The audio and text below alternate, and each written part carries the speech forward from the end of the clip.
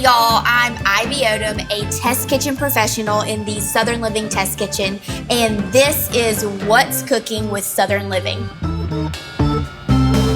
Southerners have long had a love affair with sweets, but especially layer cakes. We bake them up for birthdays and for christenings and mount them on really tall stands to serve on sideboards everywhere. One of our most cherished layer cakes of all time is Hummingbird cake. My personal favorite cake recipe and is beloved by many other Southerners too. I am so excited to show y'all exactly the secret to what makes this cake so special.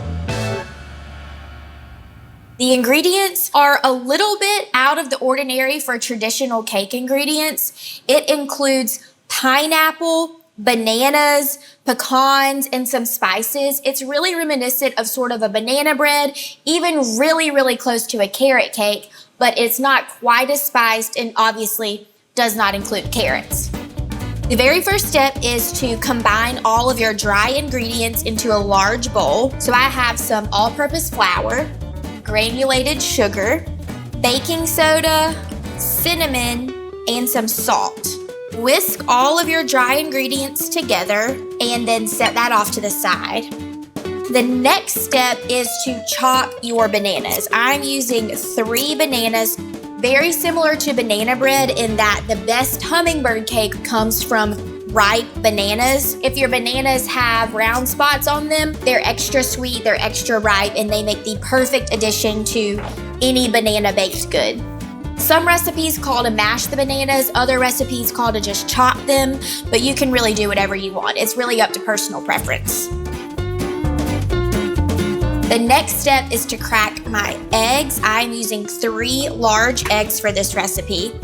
For my fat that is incorporated into my cake, I am using vegetable oil, and this is a traditional ingredient in quick breads like banana bread or muffins, but the oil is an essential part of this recipe, and you will not get the same texture of cake that you would get with butter.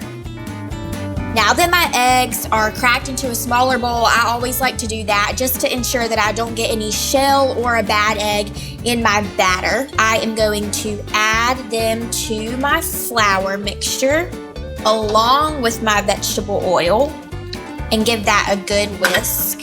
This cake just smells so good when you're stirring it up. I love the combination of the warm spices with the fruit. It's just so delicious. Once your wet ingredients have mostly moistened your dry ingredients, you can add in your bananas and your pineapple. This is crushed pineapple that I have not drained. Pineapple juice really adds to the moisture of the final baked cake, and the flavor is just amazing. I am also going to fold in some chopped, toasted pecans. Now, toasting your pecans is essential to this recipe over a raw pecan. A toasted pecan takes it to a whole new level and adds so much more flavor and nuttiness to your cake recipe. And then before I start folding all these in, my last ingredient is some vanilla extract. This batter is very thick. It's thicker than a traditional cake batter.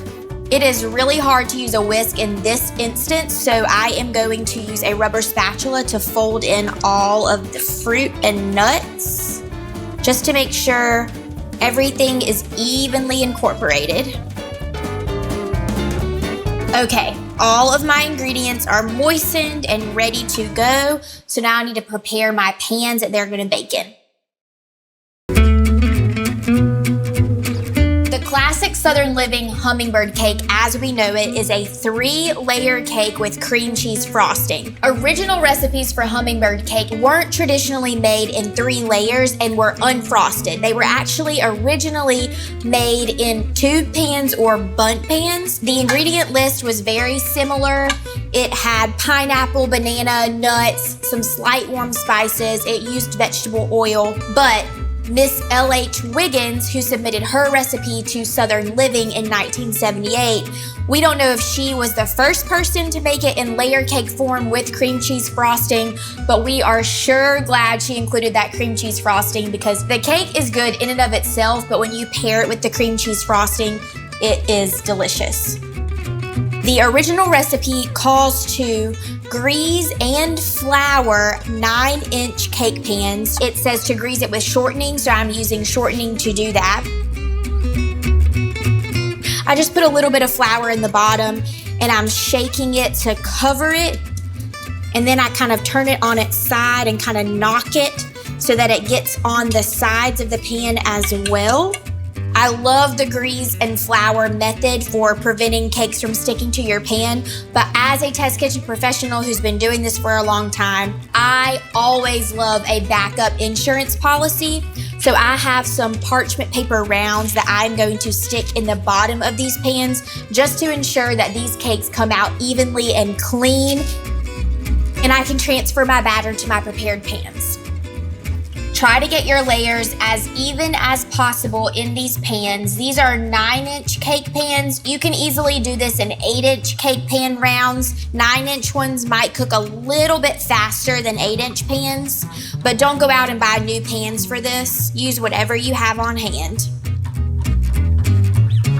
Okay, I'm gonna get these layers in the oven and bake them at 350 degrees for about 25 to 30 minutes, or really just until a wooden pick inserted in the center comes out with some moist crumbs. While my cakes are baking, it gives me the perfect amount of time to go to the What's Cooking with Southern Living Facebook group and check out y'all's comments about Hummingbird cake. Kevin Hurd posted a picture of his and it says, "First ever daddy-daughter hummingbird cake. Use the SL website recipe. Tastes great." Kelly Turner Thompson says, "Was my wedding cake." And Christy Ward LeBlanc replied to Kelly and said, "That is awesome. If I could go back, I would do the same instead of plain white cake." I agree. Why have a boring white cake whenever you could have hummingbird cake? It still looks white on the outside, so it's just as pretty, but it is so tasty on the inside. Rebecca Morrow says, "My mom made this when it was first published in SL. So delicious." So she actually made it back in 1978 when Mrs. L.H. Wiggins submitted it to Southern Living. That is so cool to grow up with this cake for your entire life. I like to look for a little bit of moist crumbs and then you know that they're done. If you have wet batter, they need to keep baking. Perfect. You can even see a little moist crumb come out, golden brown and set, and they smell so good. These cakes need to cool completely on the wire rack, so actually I'm going to leave them in the pans, and in about 10 minutes, once cool enough to handle, I'll flip them out onto the wire rack so they can cool completely, which is probably gonna take about 45 minutes to an hour. And in the meantime, while they're cooling, I will make that cream cheese frosting. I am going to cream together 2 8-ounce packages of cream cheese and 2 sticks of butter. So if you don't have a heavy-duty stand mixer, you can use an electric hand mixer with a bowl, but I don't recommend trying to do the frosting without an electric mixer of some sort. Before I start adding in my powdered sugar, I'm going to make sure my butter and cream cheese are well incorporated and smooth.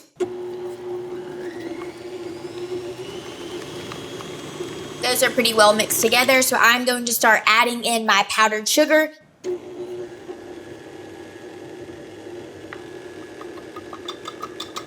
But be careful, powdered sugar has a tendency to make a huge mess and puff up if the mixer is going too fast, so just be aware.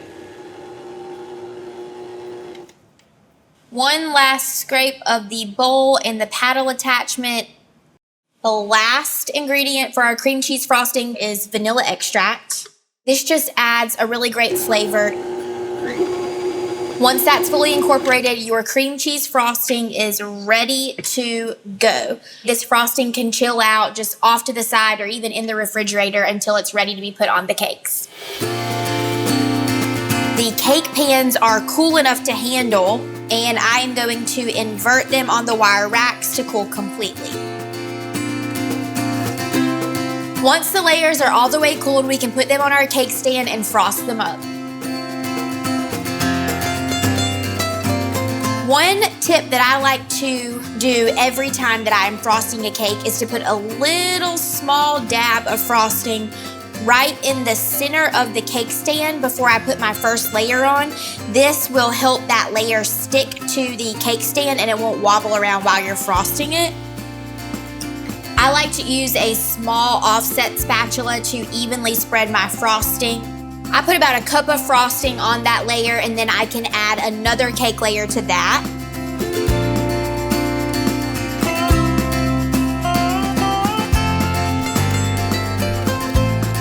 My last layer is on, so I like to put almost all of my frosting kind of on this top layer and then work it all the way over the top and then let it sort of fall over the edges to frost the outside. Trying to get the frosting super smooth is just a pain, and I love this abstract imperfectness of the frosting. The last final touch is going to be decorating the edges. You could do this a lot of ways. It really doesn't matter how you do it. It's kind of whatever you think looks the best.